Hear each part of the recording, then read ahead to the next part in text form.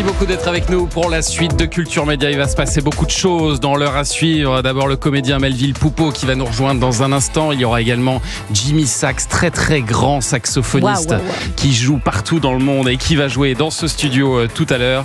Mais on est toujours avec l'animateur le plus souple du PAF, Samuel Etienne.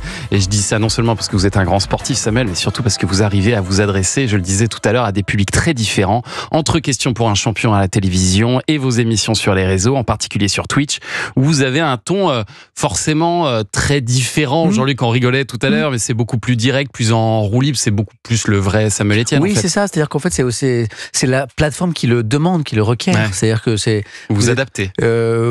Oui, c'est ça. En fait, à chaque média, on change bien sûr la façon dont on s'exprime.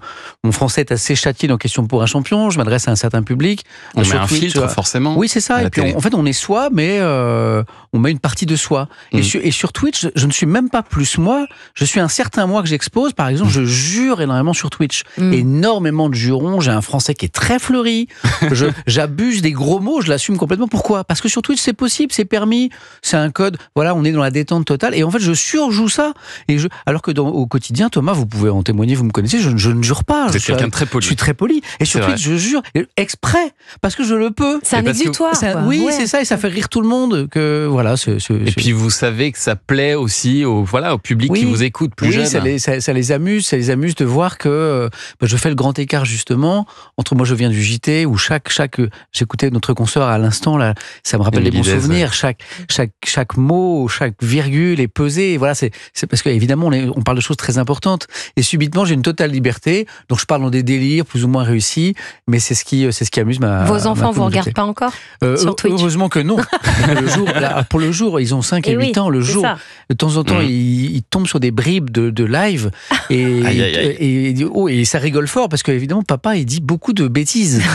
Est-ce que vous n'avez pas peur parfois aussi, Samuel Etienne, de vous éloigner un peu justement de votre image, de l'image de la télévision? Alors, Le Monde en avait fait un article d'ailleurs en reprenant un extrait avec Mister V. Vous aviez fait un concours de paix. Bon, voilà, mais c'était un tout petit passage d'un live parmi 6 heures de live. Je précise que je n'avais pas pété. En plus, Mister V, lui, c'était emparé de son micro et il avait mis là où il fallait pour me faire entendre ses plus beaux paix. Je n'avais pas pété. Mais c'est vrai que c'est quand même très particulier. C'est vraiment une toute autre image. Est-ce que ça vous inquiète pas parfois que ces images soient trop dissemblables? Non, pour les esprits chagrins, oui. Mais les gens intelligents savent faire la différence. En fait, on s'adapte à un public. De la même manière que dans Questions pour un champion, je ne suis pas présentateur de JT. Sur Twitch, je suis encore quelqu'un d'autre. Et en fait, en fonction de... C'est un travail.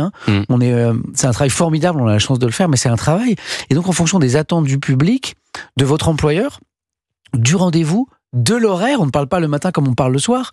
Question pour un champion, j'ai dû apprendre à parler, à mettre de la force dans ma voix, à mettre du dynamisme, là où dans le JT, j'étais dans quelque chose de beaucoup plus feutré, par exemple. Et donc, Twitch, j'ai appris, c'est un nouvel exercice, et quand je fais une vidéo pour YouTube, je vais encore parler différemment, donc les gens intelligents le savent, ça. On continue, par exemple, à me proposer des projets en télévision, parce que les gens savent que c'est pas parce que je parle différemment sur Twitch que mon bagage professionnel de télé a disparu, quoi. Et alors aujourd'hui, vous êtes dans le top 50 des Twitchers français, vous êtes 41e, je crois, au dernier pointage, 1,1 million de personnes qui vous suivent. Et alors, si je me souviens bien, vous avez commencé par faire votre revue de presse sur Twitch, c'est ça, la matinée Etienne? Oui, pendant la crise sanitaire, vous savez, on s'est tous mis à faire des choses étranges pendant le Covid. Moi, j'ai découvert Twitch à ce moment-là.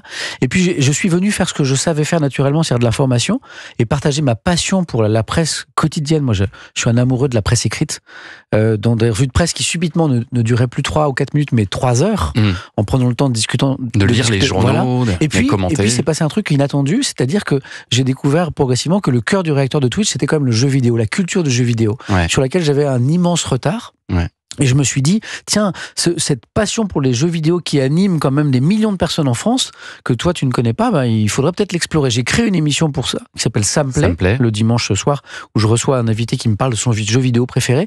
Et ce que je n'avais pas prévu, Thomas, c'est que j'allais me mettre à jouer moi-même. Ça allait vous plaire. Et en fait, cette culture qui est assez fascinante, qui est beaucoup plus riche que certains l'imaginent. Yann Moix a eu des propos malheureux récemment sur le sujet en disant que tous les gens de plus de 40 ans qui jouent aux jeux vidéo étaient des abrutis, je crois. Des attardés. Des attardés, voilà, merci. Et en fait, non, en fait, là, il y a un jeu français qui vient d'être lancé qui s'appelle Clair-Obscur, qui a été vendu à 1 million d'exemplaires en 3 jours, qui est un chef-d'œuvre. Au niveau des graphismes, de la musique, de l'histoire, c'est fascinant. C'est un travail d'une trentaine de personnes, des gens qui sont basés à Montpellier. C'est une œuvre d'art, c'est magnifique. Et en fait, moi, je découvre cet univers, je me suis mis à jouer. Et du coup, c'est un peu aux dépens de l'actualité, parce que j'explore cette culture du jeu vidéo, ça me prend du temps, j'y passe beaucoup de temps, parce que c'est un univers très riche, et je fais un peu moins d'actualité, et c'est un regret que j'ai. J'aimerais que les journées fassent 36 Mais vous êtes 48 très heures. adaptable quand même, parce que tout journaliste n'est pas capable de s'adapter et de s'intéresser à des sujets comme celui-ci. Je suis très curieux, en fait, je ne suis que curieux. Comme tous les journalistes, moi je suis une éponge, mais ce milieu que je découvre, il est vraiment fascinant, donc j'y passe du temps. Il y a un côté addictif aussi, parce que parfois vous faites 150 heures de direct dans le mois sur Twitch, donc c'est colossal. Et alors là, vous êtes rémunéré directement par les personnes qui vous regardent, en fait, sous forme de dons, c'est ça ? C'est un modèle économique assez intéressant, c'est que les gens qui vous regardent, qu'on appelle les viewers, c'est plein d'anglicisme, c'est une plateforme américaine, peuvent, sur la base du volontariat, s'abonner à votre chaîne, moyennant 3 à 4 euros par mois. Une part vous revient, mais en fait, ça ne leur donne rien de plus. C'est un soutien, c'est une façon de dire je soutiens ta chaîne, donc je m'abonne à ta chaîne, mais ça ne leur donne aucun avantage. Donc, vous avez une partie de vos revenus qui vient de ces abonnements-là. Et on a vu récemment Élise Lucet ou Claire Chazal se lancer sur YouTube.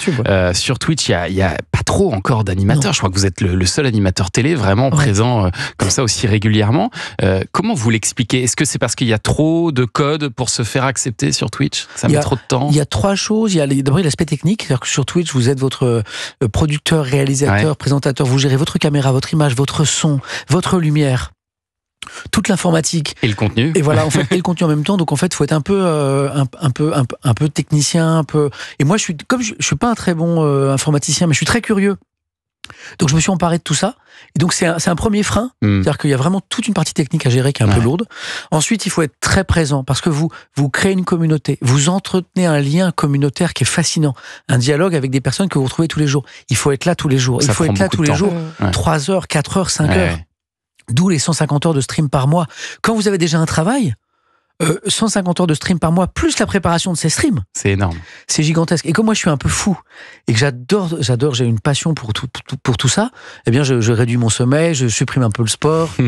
Voilà. Je touche pas à la vie familiale parce que c'est essentiel, mais du coup, je fais ça. Il y a ça, puis après, il y a tous les codes. Il y a comprendre cette génération à laquelle vous parlez, en gros les 18-30 ans. Moi, j'ai dû un peu me mettre à niveau.